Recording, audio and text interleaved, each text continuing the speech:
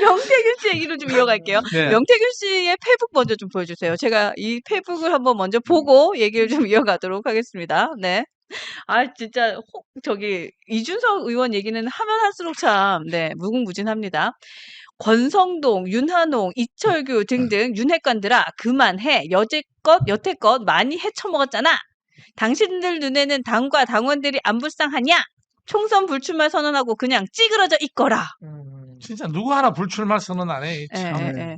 명태균 씨의 이 메시지 사실 속은 시원한데 또 이분의 정신 상태도 우리가 감정을 해봐야 되잖아요. 그러니까요. 네. 근데 이분이 가장 친한 분하고 거의 뭐 날마다 소통하시는 분하고 네. 제가 이제 그 자주 통화를 해서 묻고 이러거든요. 어. 그럼 저분이 어떤 분이냐 이래 물어보니까 저분이 이제 어릴 때 경기도 인천 부평이 고향이랍니다. 그래서 조실 부모 하셔가지고 네. 자기 이제 작은 아버님이 이제 경남 창원에 계셨대요. 그래서 소를 키우는데 거기 가서 어릴 때 이제 좀 힘들게 자랐던 사람이고요.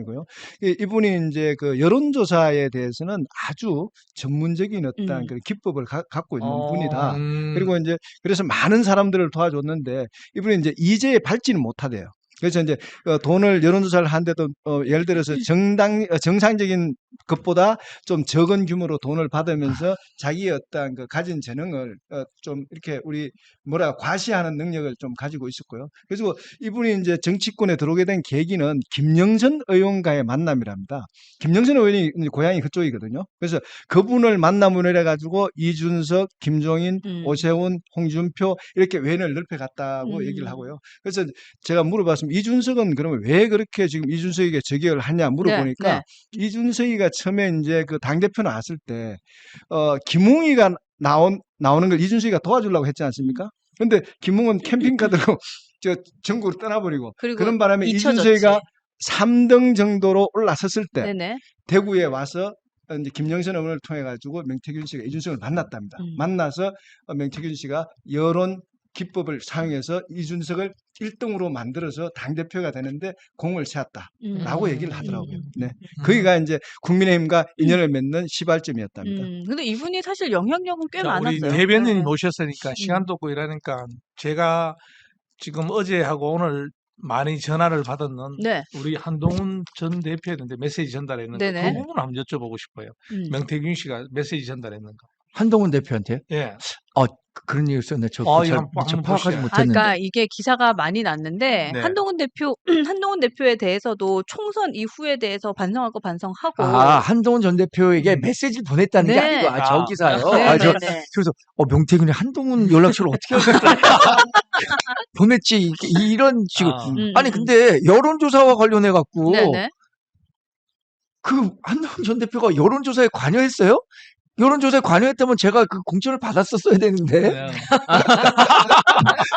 제가 산 증인이에요. 그러네. 우리나라 그러네. 그 국민의힘 당시 공천이 네. 아주 투명하고 그 객관적으로 진행됐다는 것에 대한 반증이 저는 맞습니다. 저의 그 경선 탈락이라고 생각하는데 물론 뭐 한동훈 전 대표가 저랑 엄청난 사적 인연이 있었던 건 아닙니다. 네네. 그런데 당시만 하더라도 제가 정치권에 들어올 때는 우리 정광재 부장이 우리 당을 택해서 왔으니까 공천 정도는 줘야 돼라고 생각해서 이제 의정부 을 지역을 어떻게 이제 해서 제가 공천 당연히 받을 수 있을 줄 알았는데 그때 시스템 공천을 한동훈 전 대표를 비롯해서 당시에 그 공천관리위원회가 도입했잖아요.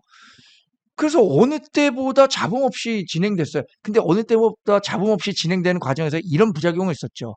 다 경선을 시키다 보니까 오랫동안 해당 지역에서 정치한 사람들이 공천을 받게 되는 결과적으로 그렇게 된 거예요. 저도 2020년 선거에 나왔던 지역 정치인에게 경선에서 패한 거거든요. 만약에 4.10 총선 당내 경선 후보 선출 여론조사가 공정하게 진행되지 않았다면 아마 저에게 일정 부분 페이버가 있었을 겁니다. 그럼 제가 공천 받아서 선거 나갈 수 있었겠죠. 그렇죠. 명태균 씨 저를 보십시오. 제가 지금 떨어졌는데 그 여론조사가 제대로 진행된지 안 진행된지 물어보라 그러면 그건 제가 살아있는 증거인데.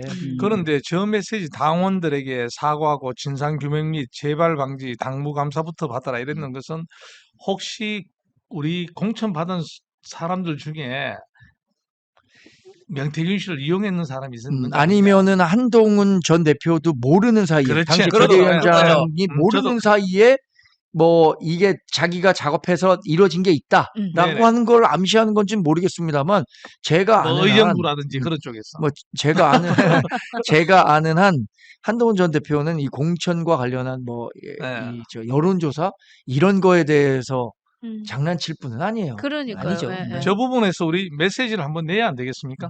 근데 저는 안 냈으면 좋겠어요. 저런 걸 뭐하러 받아줘요? 그러니까 뭐 네. 장해찬 전 최고가 음. 일거수일투족 한동훈 전 대표에 대해서 얘기를 한다고 해서 예, 예. 그거에 대해서 자꾸 뭐 반응할 대응할 이유가 있습니까? 음. 저는 이런 분들은 일종의 그 축구 경기장 밖에 훌리건이라고 생각해요. 훌리건. 음. 그 축구 경기에 관중들이 집중해야 되잖아요. 네. 어떤 선수가 잘하는지, 어떤 선수가 골을 넣을지, 이 경기의 MVP는 누군지, 이걸 관중들이 선수들을 보게 해야 되는데, 자꾸 밖에서 훌리건처럼 막 폭죽 터뜨리고, 뭐 폭력행위 일삼고 그렇죠. 하면서 그 주의를 분산시키는 거예요. 음.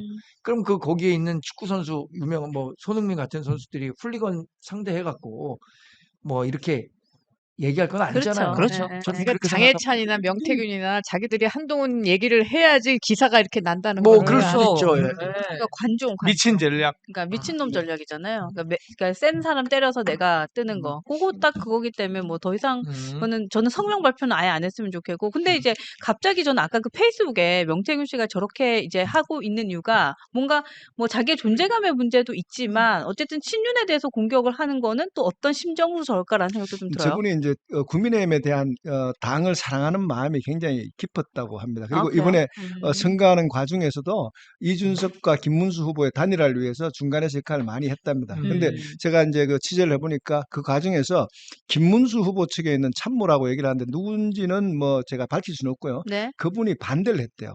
사실상. 어. 이준석 같은 경우는 사실 우리가 이준석이 했던 얘기는 다 사실이었답니다. 적극적인 구애가 없었고 김문수 후보가 한 번 사무실 찾아왔던 건 쇼로 치부를 했다. 그래서 이준석이가 바라는 어떤 적극적인 단일화가 없었고 이분은 거기를 위해서 굉장히 노력했고 이분은 국민에 대한 애당심이 굉장히 강한 사람이다. 네, 이렇게 네. 말씀을 하시더라고요. 애당심이 그래요? 강하다고요? 네네. 강한데 왜 저렇게 해요?